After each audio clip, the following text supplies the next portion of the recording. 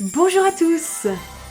Et bienvenue chez nous! Aujourd'hui, on ne vous proposera pas de lecture à proprement parler, mais on va vous proposer diverses idées de cadeaux de Noël parce qu'il n'est pas encore trop tard. Et oui! Il nous reste une semaine avant les fêtes de fin d'année, ce qui est un peu juste pour les cadeaux, mais pas impossible. Donc, si vous êtes en retard comme nous, ne vous inquiétez pas, on va vous donner quelques idées réalisables. Pour vous-même ou alors pour vos proches, vos amis, lecteurs. C'est parti pour le cadeau numéro 1. Voici une lampe de lecture.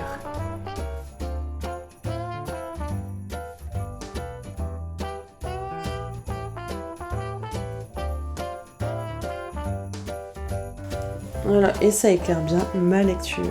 Et c'est super quand il fait noir. Je m'en suis acheté une il y a quelques mois parce que j'aime bien lire le soir avant de me coucher et c'est toujours difficile de laisser la lumière allumée quand vous avez votre conjoint qui dort à côté de vous. Donc j'ai pensé à cette petite idée, comme ça je suis pas obligée de lire sur mon téléphone. Je peux lire vraiment un livre papier et je peux tourner les pages et voir vraiment avec assez de lumière et je ne dérange pas mon conjoint. Au niveau des prix, c'est tout à fait abordable, vous pouvez commencer avec 5 € peut-être jusqu'à 20 et plus si vous voulez vraiment quelque chose de high-tech, mais c'est vraiment pour les petits budgets et aussi pour les gros budgets, il n'y a pas de souci.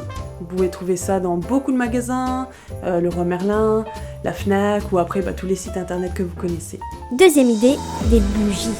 En général, on aime bien lire dans une ambiance cosy, et quoi de mieux que des bougies en plein hiver lorsque la lumière fait vite place à l'obscurité. Vous pouvez également en trouver partout, dans des enseignes à petit prix comme dans des enseignes plus chics. Tout dépend de votre budget, il y en a pour tous. La troisième idée, c'est des sablés faits maison. Alors j'en ai pas là aujourd'hui, mais j'aime bien en faire, ça prend pas énormément de temps, c'est vraiment économique au niveau budget et les gens en général sont super contents. Il y a une année, j'en ai fait pour toute ma famille, on est vraiment nombreux. J'en ai fait plein de différentes sortes, je les ai bien emballés de manière festive et je peux vous assurer que c'était le succès garanti. C'était top! Alors on sait que dans l'Est, on a aussi par exemple cet engouement pour les livrets de l'œuf. Mais ici aussi, on peut en faire. Nous, on est dans le Nord, mais vous, dans toute l'autre région, peut-être que vous avez d'autres traditions, avec des petits sablés aussi, des choses comme ça qui peuvent être bonnes à donner. Et les gens, en général, ils sont contents quand c'est des choses faites maison.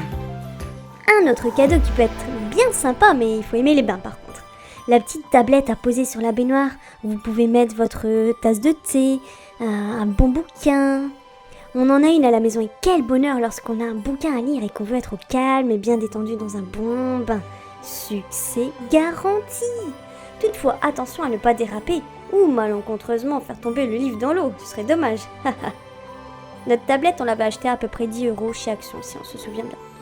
Alors pour la cinquième idée, c'est un journal de lecture. Donc moi j'en ai commencé en janvier. Il a beaucoup changé au cours de l'année parce que j'étais pas forcément satisfaite de comment je l'avais organisé. Mais en tout cas, c'est super bien pour garder mes lectures, pour savoir ce que je suis en train de lire, ce que je veux lire.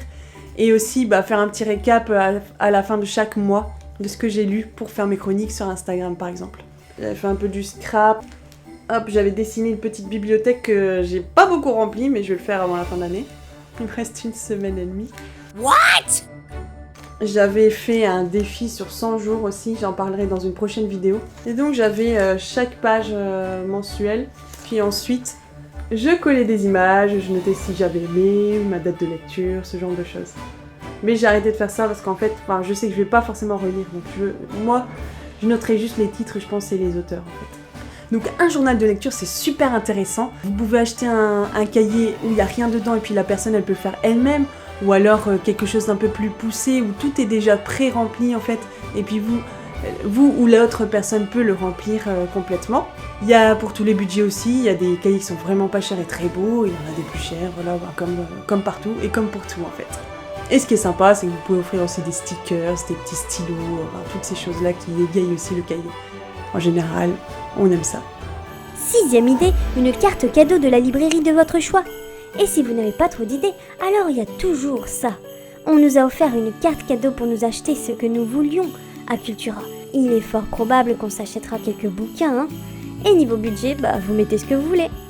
Un cadeau qui peut être sympa aussi, si votre ami aiment le thé, c'est faire des sachets de thé vous-même. Vous achetez du thé en vrac de plein de variétés différentes, puis vous achetez des sachets qui sont vides et c'est vous qui les remplissez. Puis ensuite vous faites un super bel emballage, style Noël quoi, et puis ça fait toujours aussi son effet. Les gens sont contents parce que c'est personnalisé, c'est juste pour eux, c'est pas quelque chose que vous avez acheté tout fait, c'est vous qui l'avez fait, c'est artisanal. Donc ça a toujours un bel effet aussi chez les gens.